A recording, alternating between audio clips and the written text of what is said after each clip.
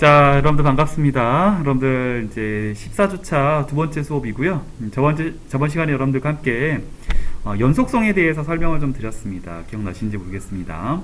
연속성은 제가 저번 시간에도 말을 했지만 정말 중요한 성질입니다. 연속성이 보장되지 않는 한 미분을 얘기할 수는 없기 때문에, 물론 이제 연속한다고 미분은 가능하다고 말할 수는 없습니다. 미분 가능하면 연속을 반드시 전제하지만, 연속하다고 그 값을 미분 가능하다라고 말하진 않아요.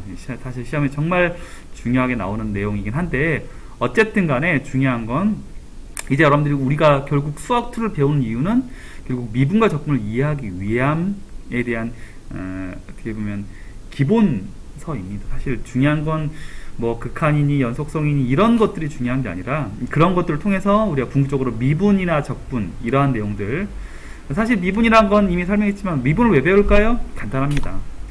복잡한 형태의 함수의 그래프를 그리기 위함이고요. 적분은 복잡한 형태의 함수의 넓이를 구하기 위함이 적분입니다. 그래서 이렇게 실생활에 정말 많은 곳에 다양하게 쓰이는 미분과 적분이라는 기술을 이해하기 위한 전 단계인데요. 어쨌든 간에 연속성이 보장되지 않는다면 결코 미분 가능성을 말할 수가 없기 때문에 연속성은 매우 중요한 요소라고 설명할 수 있습니다. 자, 다시 한번 연속성 설명을 좀 드려보도록 하겠습니다. 자, 연속성 가장 중요한 건 어떤 친구가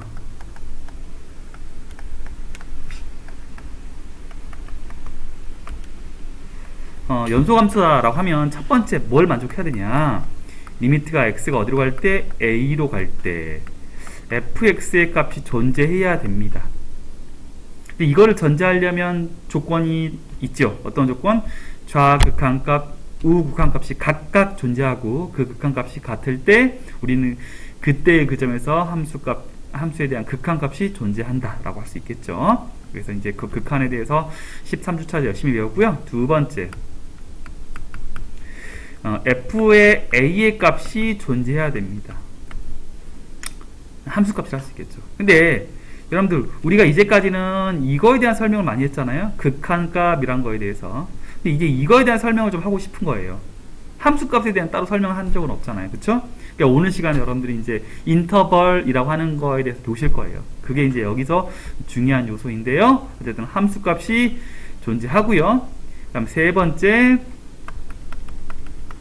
이러한 함수에서 L과 P가 뭐하다? 같다가 됩니다. 그래서 극한값이 존재하고 함수값이 존재하고 그 함수값과 극한값이 같다면 그때 그 점에서, 즉 x는 어디서? 이럴 때 x는 a에서 fx는 뭐가 된다? 연속하다 할 수 있습니다. 자, 이거 설명을 좀 드렸습니다. 이해되십니까? 자, 그러면 자, 이런 내용을 가지고 오늘 시간은 뭘 설명한다고 말했어요? 이거 설명한다고 말했습니다. 요거. 이제까지 극한값에 대한 설명을 하려면 이제는 이제 극한값에 대한 설명을 첫 번째 단계를 마무리 짓고 스텝 2로 갑니다. 함수값에 대한 설명을 좀 할 건데, 그러다 보니 중요한 게 뭐냐면 그 함수값이 존재하느냐 안 하느냐 했을 때 가장 중요한 건 그 값이 포함되느냐 포함되지 않느냐, 이거 아니겠어요? 이해가 되실까요? 극한값 그 값이 없어도 돼요. 함수값은 그 값이 있어야만 합니다. 그렇잖아요. 그러니까 그 값을 x에 대해서 y 값은 대응합니까? 어때요? 대응할까요, 친구들? 혹시나 망설이신다면 함수에 대해서 다시 공부하셔야 됩니다. 어떤 x값이 대응하면, 어떤 x값이 존재하면, 미안해요. x값이 존재하면 그 x값에 대응하는 y값은 반드시 존재해야 됩니다. 혹시 왜일까요? 이거에 대해 답하실 수 있는 분. 답은 함수이기 때문에 그렇습니다. 반드시 대응되어야 됩니다. 그렇기 때문에 함수값이 존재하느냐 안 하느냐에서 가장 중요한 게 뭐일까요, 여러분들?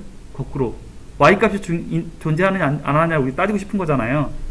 그렇기 때문에 중요한 게 뭐일 것 같아요? 혹시 답하실 수 있는 분이 없을까요? 그것은 바로 아이러니하게 x값이 존재하느냐 안 하느냐를 확인하면 됩니다. 이 말 이해되십니까? 자, 오늘 시간 이제 수업할 내용의 가장 중요한 핵심이 되는 내용이에요. 이제까지 극한값에 대한 설명을 했다면 이제 함수값에 대한 설명을 하고 싶은 거예요. 야, 참 이게 수업만 하면 종을 치네요. 제가 시계를 보고 들어와야 되는데 다음번에는 조금 쉬는 시간이 아닌 타이밍에 여러분들이 좀 불편하지 않으시게 종 치는 타임 피해서 찍어보겠습니다. 진짜 미안합니다. 어쨌든 간에 뭐 좀 하려면 종 치고 뭘 하면 종 치네요. 아, 참 제가 시간을 좀 잘 보고 찍어야 되는데 미안합니다. 어쨌든 간에 다시 돌아갈게요. 저번 시간까지 이제 극한에 관련된 설명들을 했어요. x가 a로 가까이 갈 때 y 값이 얼마냐를 물어봤잖아요. 그쵸? 그러니까 이제 중요한 건 y 값을 물어봤단 말이에요. x가 a로 갈 때를 준단 말이잖아요. 그쵸? x가 a로 갈 때 그때 함수값 fx가 뭐냐, 즉 y 값이 뭐냐를 물어봤어요. 그게 극한 값이란 말이에요. 근데 여러분들 이제 알아두셔야 되는 내용 중 하나가 뭐가 존재하는데 함수값이 존재하는지를 묻고 싶은 거예요. 즉 y값이 존재하는지를 묻고 싶단 말입니다. 그런데 우리는 y값에 대해서 결코 물어보지 않아요. 왜 그런 거냐면 함수의 특징 때문에 그렇단 말입니다.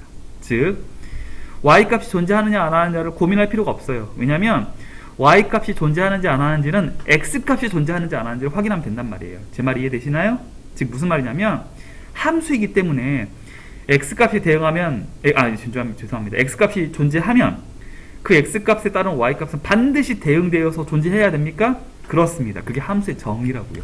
고로 우리는 궁극적인 목적인 y값의 존재성을 확인하고 싶지만 그 존재성 확인하기 위해서 x값의 존재성 확인하면 됩니다. 즉 x값이 있느냐 없느냐만 확인하면 된다는 말이에요. 결론적으로.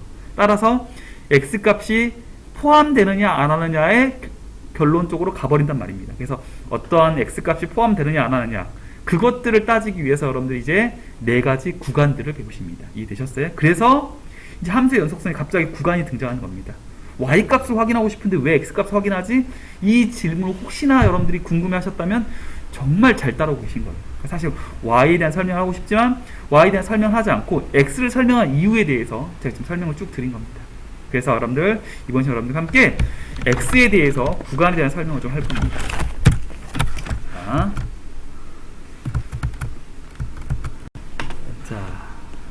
그래서 저번 시간에 했던 내용 여기까지가 저번 시간에 했던 내용이 되겠고요. 자, 그 상태에서 여기 오늘 시간 가보겠습니다. 자, 오늘 시간 여러분들과 함께 구간에 대한 설명을 좀 드려볼까 합니다. 구간.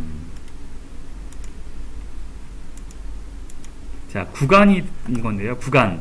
구간은 뭘 말하는 거다? 뭐의 구간이다, 친구들? 이 친구는 y의 구간이라 합니다. 미안해요. x의 구간, x의 범위. 그러니까 구간이란 말이 좀 어려우시면 그냥 범위라고 읽으셔도 됩니다. 범위. 쉽게 말하면. 그러니까 x값의 범위인 거예요. 이해되셨어요? 그러니까 이거 어렵지 않죠? 우리가 흔히 배웠던 거잖아요.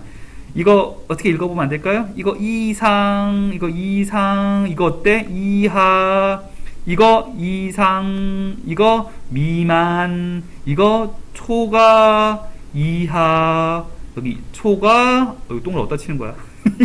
미안합니다. 미만이 된다는 거죠, 친구들.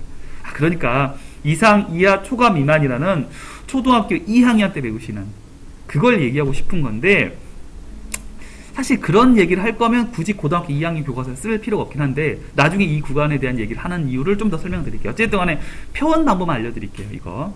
그래서 이 친구를 할 건데요. 그러면 1번 구간이라 여기 1번 구간, 이거 2번 구간, 이게 3번 구간, 4번 구간이 되겠죠. 그래서 1번 구간은 어렵지 않습니다. 어떻게? 이렇게요. 지금 식으로 쓰면 이렇게 되는 거예요. 닫힌 구간이라는 건데 이거를 이제 그래프로 그리면 이렇게 그려집니다.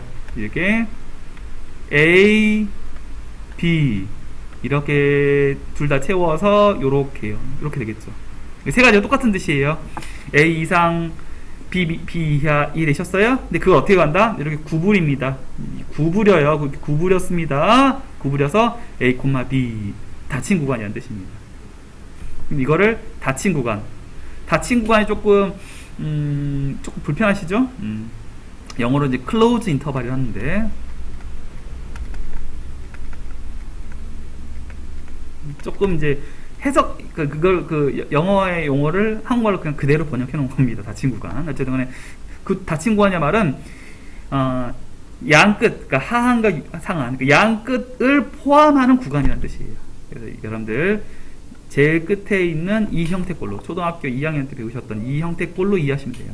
이 세 가지가 똑같습니다. 자, 두 번째는 양 끝을 모두 다 포함하지 않는 구간. 그러니까 닫힌 구간이 아니니까 뭐가 되겠어? 혹시 안 될까? 맞아요. 열린 구간, 오픈 인터벌이라 부릅니다. 역시나 이거는 어떻게 표현이 되겠어요? 뭐 이렇게 표현이 되겠죠. 여기가 A고 이게 B면 포함하지 않고 요렇게 그림 그립니다. 이해되셨어요? 뭐 이미 다 알고 계신 내용인데, 그래서 이렇게 됩니다. 이렇게. 그래서 이게 짜증나는 게 뭐냐면 가끔 문제 이렇게 나온단 말입니다. fx가 3,4에서 라고 읽으시면 안 돼요. 이게 여러분들이 나중에 이제 문제를 보다 보면 좀 곤란하신데, 그래서 이제 이런 것들에 대한 여러분들이 좀 불편함을 해결하기 위해서 열린 구간이라고 얘기해 주기도 하고, 또는 이거를 아예 3x4라고도 쓰긴 하는데, 어쨌든 간에 학생들이 혼동을 할까봐 이렇게 안 쓰는 거지, 이렇게 쓴다 해도 똑같은 뜻입니다. 어쨌든 간에 여러분들이 이걸 보면 만약에 문제 이렇게 나온다고 치면 이게 두 가지 뜻이 있다는 걸 이제 이해하셔야 돼요. 지금 뭐냐면 fx가 3,4, x가 3이고 y가 4인 점을 가지고 있다, 지나고 있다, 이렇게 이해하셔도 되고요. 아니 fx가 3, 4라고 하면 x 값이 3보다 크고 4보다 작은 구간에서 뭔가 되는 건가? 라고. 그러니까 3,4라는 이 기호 자체가 이제 여러분들에겐 두 가지 뜻을 지닌다는 걸 이해하셔야 됩니다. 그러니까 3,4라는 점을 뜻할 수도 있고요. 3보다 크고 4보다 작다는 x의 열린 구간을 뜻하는 것도 할 수 있습니다. 이거 좀 이해하십시오. 그래서 특히나 학생들이 오해를 할 수 있는 부분이 이 부분입니다. 열린 구간. 이거 잘 이해하시면 되겠습니다.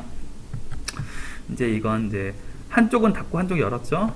이거 반 닫힌 구간, 반 열린 구간. 보통 반 닫힌 구간 많이 읽는데, 어쨌든 간에 뭐 half close interval이라고 부르는데요. 어쨌든 간에 뭐 이게 당연하겠죠. A를 포함하고 포함하지 않고, B를 포함하지 않고, 거꾸로 A를 포함하지 않고 B를 포함하는, 이게 역시나 A를 포함하지 않으니까 이 부분만 뭐가 돼? 포함하지 않으면 이렇게 구부림이 됩니다. 이렇게요. 이렇게 구부림 되고, 포함하면 이렇게, 포함 안 하면 이렇게 스무스하게 피면 되고요. 포함하면 이게 구부리면 됩니다. 버킷을.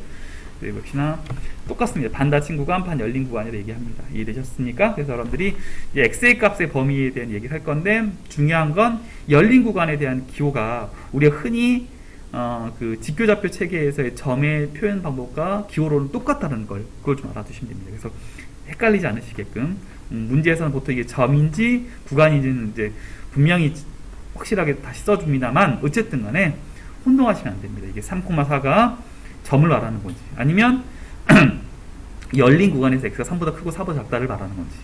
이해되셨죠? 이거 다시 한번 짚어드립니다. 당연한 건데 혹시나 혼란스러우실까봐 정리해드렸고요. 그러면 문제되는 게, 이제 이거는 이제 당연한 얘기고요. 이거의 문제, 사실 이것 때문에 제가 꼬집어 온 거거든요. 얘가 뜻하는 바가 뭘까요? 이거. x가 a보다 작고 나갔다. 이거 흔히 여러분 쓰면 고등학교 1학년 때까지 이렇게 쓰잖아요. 죄송합니다. A라고 하면 이거를 채운 다음에 요렇게 되겠죠. 이렇게. 근데 얘가 어디까지를 구하고 싶을 걸까라고 구간으로 쓴다면 어떻게 써야 될까에 대한 답을 하고 싶은 거예요. 이번 시간에. 계속 목이 잠기네.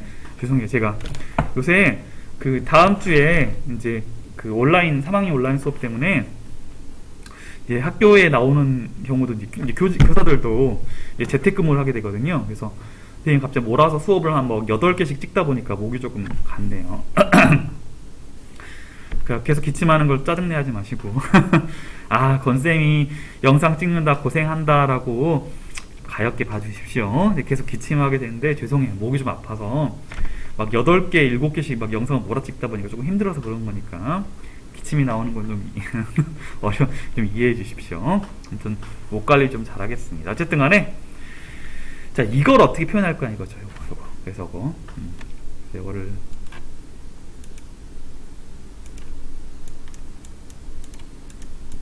아까 말했던 요거를 이렇게 표현하자는 거죠.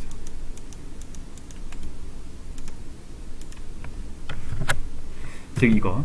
그러니까 얘가 뭘 뜻하는 거냐면 얘가 이걸 뜻하는 거예요. 여기가 A를 뜻하고 이렇게 포함해서 이거인데 우리 이제 여기다 적자고요. 이렇게 마이너스 무한대 이렇게 적자고요. 근데 중요한 건 이 마이너스 무한대를 왜 열어버렸을까요? 혹시 안 될까? 이거를 닫아버리면 곤란한 일이 생깁니다. 왜 곤란한 일이 생기냐면 제가 저번 주에 이미 얘기 드렸지만 무한대라는 숫자를 함부로 정의하면 안 돼요. 무한대라는 건 정의하는 순간부터 딜레마를 겪고 있다고 말씀을 드렸죠. 저번 주에 제가 얘기 드렸잖아요. 그러니까 마이너스 무한대까지 라고 하는데 마이너스 무한대까지는 마이너스 무한대가 뭐야? 라고 물어봤을 때 그 값이 뭐라고 말할 수는 없단 말입니다. 그러니까 마이너스 무한대는 값이라고 말하면 안 돼요.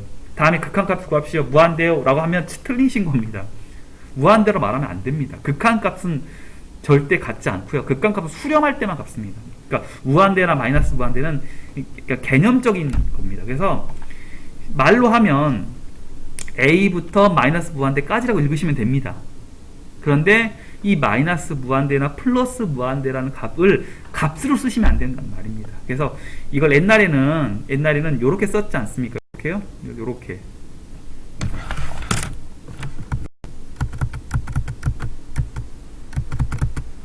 이렇게 썼었는데 그 중학교 2학년 때까지 당연히 이렇게 썼잖아요. 이렇게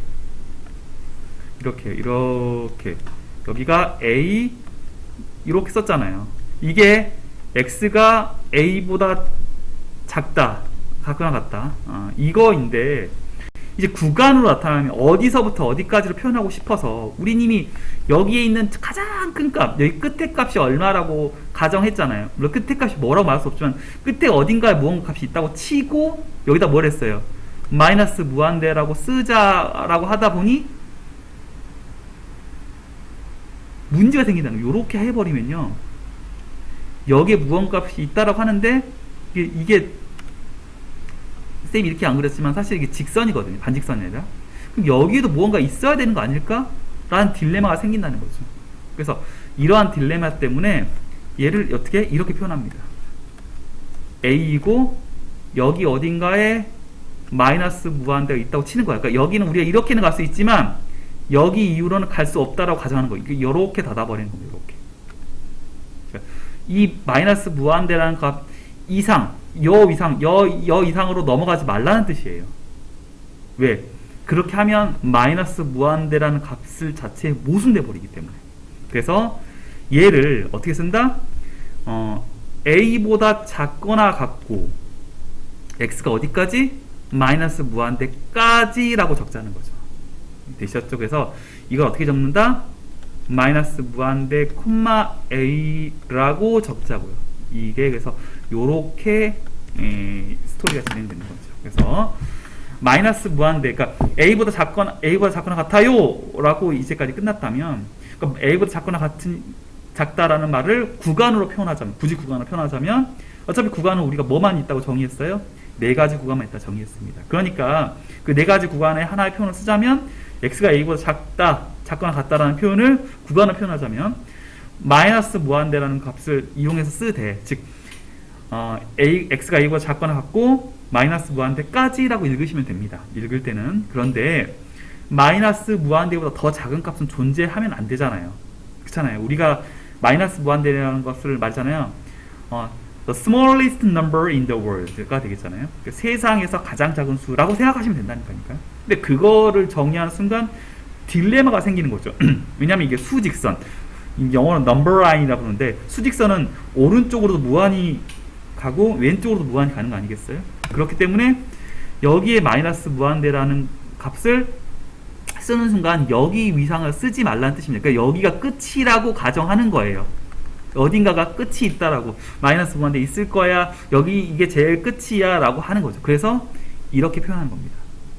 마이너스 무한대까지, 그러니까 마이너스 무한대 거의 가까워질 때까지, 뭐 이렇게, 이런 개념으로. 그래서 이게 이렇게 표현된다는 거. 그리고 그게 마이너스 무한대인데도 불구하고 왜 반닫힌 구간인지를 설명을 드렸습니다. 이해되셨습니까? 이거 학생들이 가끔 어려움을 겪어 하시던데 여기에 대해서 고민하신다는 것 자체가 이미 극한에 대해서 잘 배우고 계시는 겁니다. 사실 여기에서 불편한 느낌을 가지셔야 정상입니다. 그래서 혹시나 여기에 대해서 조금이나마 수학에 관심 있는 친구도 있을까봐 조금 더 상세한 설명을 드릴 겁니다. 이런 것들은 사실 극한에 관련된 책들이 정말 많아요. 선생님 설명을 듣고 조금이나 관심이 생기신 분들은 사실 극한에 관련된 책들을 좀 읽어보시면 좋습니다. 정말 극한은 결국 우리 인간이 수학으로서 해결하지 못한 마지막 구간이거든요. 나머지 거의 모든 것들은 수학적으로 이미 증명이 완료되었습니다. 더 이상 뭐 증명할 게 없어요. 기하나 대수나 이쪽은 끝났다고 보시면 돼요. 뭐 대수에서 거의 마지막 끝판왕 정도 친구였던 뭐 페르마 마지막 정리도, 물론 이제 선생님도 솔직히 그렇습니다. 선생님한테 누가 저한테 물어보신다면 나 솔직히 선생님 저는 그렇게 생각해요. 페르마의 마지막 정리는 아직 증명되어 있지 않다고 선생님 믿어요. 왜냐면 앤드류 와일드라는 사람이 쌍곡곡선이라는 좀 이렇게 독특한 말한장이 있어요. 쌍곡곡선이라는 말한장 곡선에 대해서 그 값에 대한 적분의 개념을 이용해서 제타상수가 존재하지 않으므로 뭐 페르마의 마지막 정리는 증명되었다라고 이렇게 약간 우회해서 증명했거든요.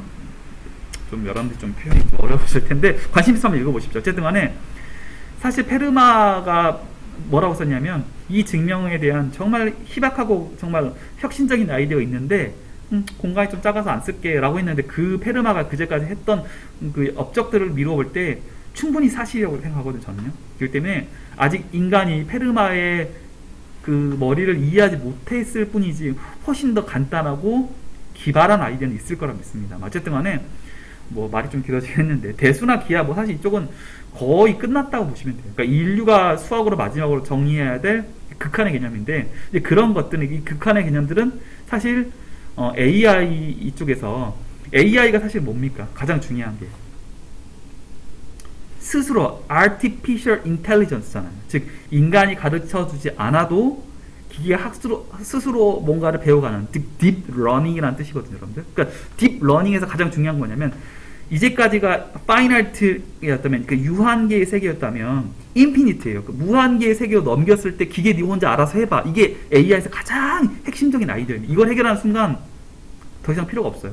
왜냐하면 기계가 알아서 무한의 세계를 자연히 넘기게 되기 때문에. 그런데 지금까지의 모든 프로그래밍의 가장 문제가 뭐냐면 유한계 세계로 무한계 세계, 즉 인간이 프로그래밍 한 걸 가지고 우리 실생활에 이 무한계의 케이스 바이 케이스를 모두 적용하는데 어려움을 겪어죠.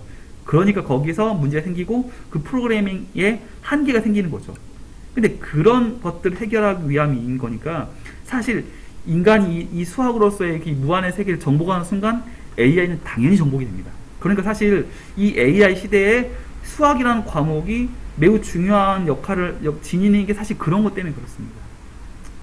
사실 수학은 AI의 가장 치명적인 약점을 해결할 수 있는 거의 유일한 방법이거든요. 그러니까 즉 인간이 프로그램을 했을 때 유한계의 프로그램이 아니라 이 유한계의 프로그램을 가지고 실생활의 무한대의 경우수에 대해 다 해결해 버릴 수 있다면, 그 유한계를 가지고 무한계를 해결할 수 있다면 AI 프로그램 자체의 약점을 해결할 수 있는 거잖아요. 그럼 AI가 혼자 알아서 해버릴 테니까. 그래서 뭐 그런 개념들인데 좀 말이 조금 멀리 갔습니다만은 어쨌든 간에 이 무한이라는 건 유한계의 세계에서 봤을 때 반드시 딜레마가 오게 되어 있습니다. 그래서 진짜 수학에 조금이나마 관심 있으신 분들은 여기에 관련된 책들이 정말 많거든요. 저는 한번 지금 여러분들이 사실 코로나 때문에 여러분들 고등학교 2학년 여러분들 정말 걱정이 됩니다. 수시에 관련돼서 여러분들 써갈 게 없잖아요. 사실 수시는 고등학교 2학년 때 하는 겁니다. 고등학교 2학년 때 했던 모든 활동들을 가지고 대학교를 가시는데 여러분들 그런 부분에 진짜 사실 치명적인 타격을 받고 계시는 거거든요. 뭘 학교에 나올 수도 없고 학교의 모든 행사들이 다 축소되고 있는 경우니까요. 그러니까 어떻게 보면 저는 이러한 코로나 시대 때 여러분들이 뭐 이렇게 좀 깊이 있는 독서를 통해서 자기가 집에서 좀 더 공부를 해보시고 그런 것들이 이제 과세팅이나 이런 거에 드러나면 이 친구는 그냥 코로나 때 문제를 풀거나 그냥 간단하게 그냥 그런 공부를 하는 게 아니라 이러한 코로나 시대를 좀 잘 활용해서 깊이 있는 공부를 했다라는 걸 과세특이나 독서란에 좀 드러내시면 어떻게 보면 여러분들 좋은 기회가 될 수 있습니다. 위기는 항상 기회이거든요. 제가 말이 길어져서 잔소리 죄송합니다만 선생님 정말 좀 걱정이 돼서 그래요. 여러분들 진짜 내년에 고3 때 수시를 뭘로 쓰실지에 대해서 한번 생각을 해보시면 좋겠어요. 그러니까 분명한 건 무언가 나만이 가지고 있는 독특한 스펙, 깊이 있고 다른, 분명한 건 두 가지가 되어야 되는, 깊이가 있고 남들과 다른 무언가 활동들이 수시로서 의미가 있거든요. 그래서 여러분들이 제가 조금 말이 좀 길어지긴 했는데 이 구간에 대한 설명하다가 조금 말이 길어졌습니다. 어쨌든 간에 그 무한에 대해서 조금 더 공부해 보셔도 좋겠다. 이게 결론이긴 한데요. 그래서 뭐 제가 뭐 구간에 대해서 이게 왜 이렇게 됐는지 설명을 조금 더 드렸습니다. 어쨌든 간에 뭐 이제 마무리 짓겠습니다. 오늘 시간은. 그래서 이제 여기로 들어가면 뭐 이제 이건 뭐 어렵지 않겠죠. 뭐 이렇게 A보다 작다 뭐 되겠고요. 뭐 A보다 크다 뭐 이거 사실 그림 이렇게 되겠죠. 이렇게 되겠죠. 이게 A 값이 되고요. 사실 수직선이 이렇게요. 여기 이렇게 될 텐데 이렇게 되겠죠. 원래는 이렇게 그릴 텐데 여기 어딘가에 무한대가 있다라고 치고 이렇게 닫아버리자는 거죠. 그림이 조금 불편하죠. 왜냐하면 수직선이니까 여기 뭔가 있어야 될 것, 여기 뭔가 있어야 될 것 같은데 이거 쓰지 말자는 뜻입니다. 사실 좀 불편하죠. 그러니까 이걸 사실 쌤이 그림으로 그려버리니까 딜레마가 생기는 겁니다. 그림으로 그려버리니까 개념적으로 이해가 되실 텐데 그림으로 그려버리면 딜레마가 생기는 거죠. 수직선이니까 조금 더 그려야 될 텐데 끊어버리면 그렇죠. 사실 이거 유한계의 세상에서 그림을 그리니까 생기는 딜레마이긴 합니다. 어쨌든 간에 뭐 이런 식으로 표현하자는 거죠. 사실 이걸 그래서 굳이 그리시는 게 그래서 어폐가 있죠. 그래서 사실 이거 그냥 이렇게 그리시면 됩니다. 여기가 A 그냥 이렇게 칠해서 그림은 이게 맞습니다. 근데 만약에 구간을 굳이 그림을 그리자면 그리게 되는데 그림을 그리는 순간 당연히 딜레마가 생기는 거죠. 유한계의 그 쌤이 선을 가지고 닫아버리는 순간 이제 딜레마가 생기는 거가 되겠죠. 사실 이런 그림이 좀 맞긴 한데 구간을 표현하자면 뭐 이렇다라는 걸 간단하게 설명을 좀 드린 겁니다. 이렇게 A보다 크다 A 둘 다 이제 열린 구간이 되겠고요. 그래서 기본적으로 무한대를 포함한 구간은 무조건 반닫힌 구간이나 열린 구간이 될 수밖에 없습니다. 이해되셨죠? 이거 설명을 좀 드렸습니다. 그래서 만약 실수 전체 집합이면 마이너스 무한대부터 플러스 무한대까지 그래서 열린 구간을 표현하시면 됩니다. 이것도 조금 이제 실수 전체 집합이니까 알아두시면 좋겠습니다. 자, 그래서 이제 연소함수의 성질을 그래서 이제까지 이제 점에 대한 연소함수 설명했다면 이제 다음 시간에 이제 연소함수가 모든 구간에 성립할 수 있냐? 그럴 수 있죠. 그 연속하는 점들을 모두 다 이어버리면 이제 그 구간 내에서 연속하는. 그러니까 이 전까지는 연속성 뭐에 대해서 우리가 확인했습니까? 그렇죠. 점에 대해서 확인했잖아요. 근데 구간을 통해서 뭘 하냐면 그 점들을 모두 다 모아버리는 거죠. 그럼 뭐가 되겠어요? 연소함수에 의해서 연소함수를 여기서부터 여기까지 연소함수이다 라고 말할 수 있다는 거죠. 그 연속하는 점들을 모두 다 모으는 거죠. 그게 이제 점들이 모였으니까 구간이 되는 거죠. 그래서 그 구간 내에서 이 친구가 연속한다라고 점들을 연속해서 모은 것, 구간. 그럼 그 구간에서는 연속한다. 왜? 하나하나 점들을 모두 다 연속하니까 당연히 그 구간 내에서는 연속함수가 되겠죠. 이런 개념으로 확장하자는 겁니다. 그 이제 구간에서의 연속성 설명을 좀 드린 겁니다. 연속함수가 이게 뭐냐면 열린 구간에서 연속하다.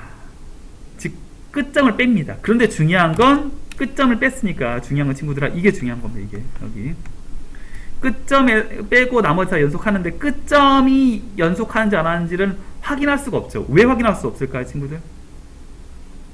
안 될까? 없어. 구간 때문에 그렇어요. 뭔 소리냐면 여기까지예요. 여기는 안 쓸게요 라고 했으면 무슨 일이 발생해요, 친구들? 이렇게 되는 건데 사실 이걸 쓰고 싶은 거잖아, 친구들. 이렇게 내가 이걸 쓰고 싶은 거잖아. 오늘 시간 이제 이걸 이해하면 되는 거예요. 이거 설명하고 싶은 건데 결론은 지금 그리는 쌤 그지가 그래서 미안합니다만 이거 하고 싶은 건데 즉 여기까지만 쓸게요, 여기는 안 쓸게요 라고 했는데 여기에 딜레마가 생기는 겁니다, 친구들. 혹시 이 딜레마가 뭔지 아시는 분 있을까요?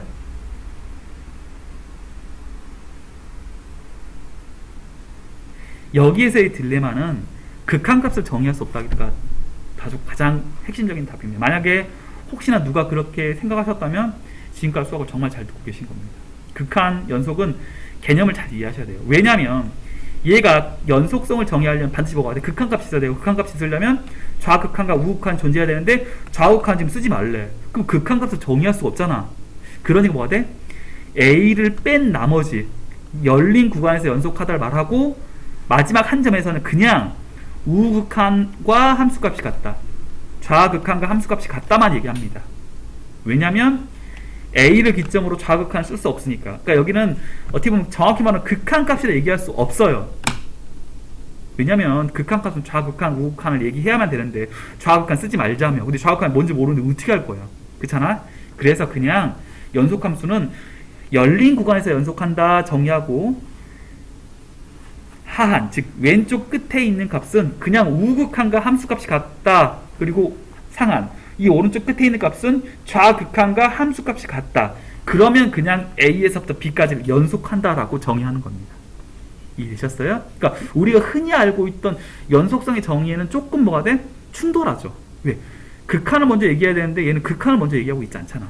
그치? 근데 왜 그런 거냐면, 구간을 가지고 그러니까 왼쪽 끝에 구간을 따지면 이 친구보다 작은 값은 모두 다 버려야 되는데, 버리다 보니 극한값에 대해서 딜레마가 생기는 거지. 그래서 그냥 어떻게 수학적으로 A에서 B까지 A와 B를 포함하지 않는 열린 구간에서 연속성을 확인하고, 이 마지막 점은 그냥 예외를 두는 거죠.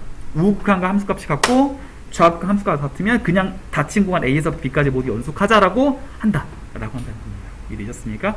그래서 여기서 극한이 아닌 우극한과 함수값이 같고 좌극한 함수값이 같다 라고 사용한다는 거, 이거를 잘 이해하셔야 됩니다. 이게 이제 함수에 대해서 연속성 시험이 반드시 많이 나오는데 이런 개념들을 많이 물어보게 되어 있습니다. 여기 좀 이해되시는지 모르겠습니다. 그래서 이렇게 그림을 조금 그래서 여기를 조금 이제 예를 들면 이거죠.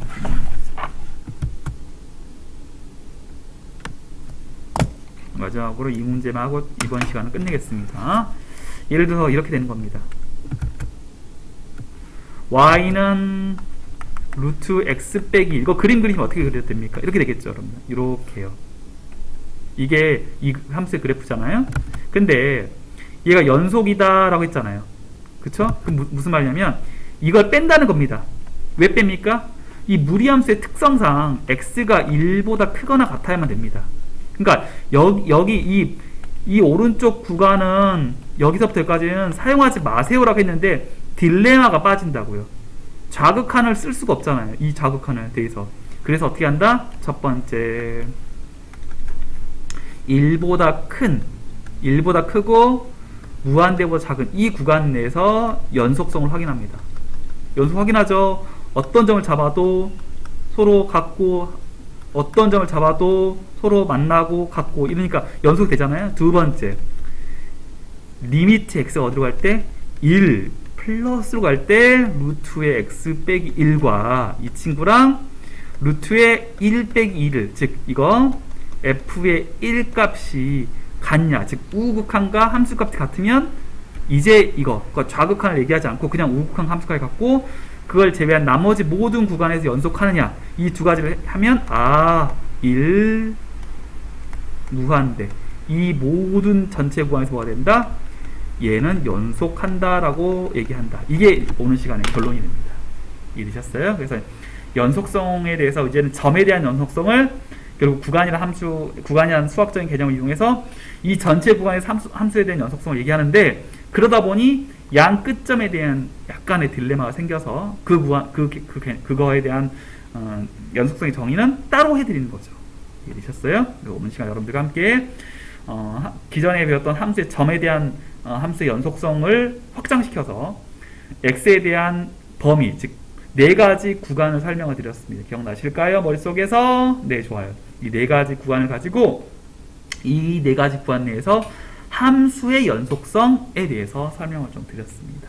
어때요? 좀 이해되십니까? 어쨌든 간에 수업 들어보시고 조금이나마 관심을 가지시면, 이 무한이라는 세계는 여러분들 정말 혹시나 조금이나마 관심을 가지시면 사실 이러한 4차 산업 AI 시대에 정말 중요한 화두거든요. 사실 제가 드린 말씀이 여러분들 조금이나마 가슴에 와닿아서 책 좀 읽어봐야지 라는 분이 한 분이라도 생기면 저는 오늘 수업 정말 성공했다 생각하거든요. 어쨌든 간에 이제 점을 연속적으로 연결한 어떤 x값의 범위, 즉 구간에 대한 설명을 드렸고, 그 구간 내에서 함수의 연속성 어떻게 정의하는지 설명을 드렸습니다. 두 번째 시간 수업은 여기까지 하겠습니다. 수고하셨습니다.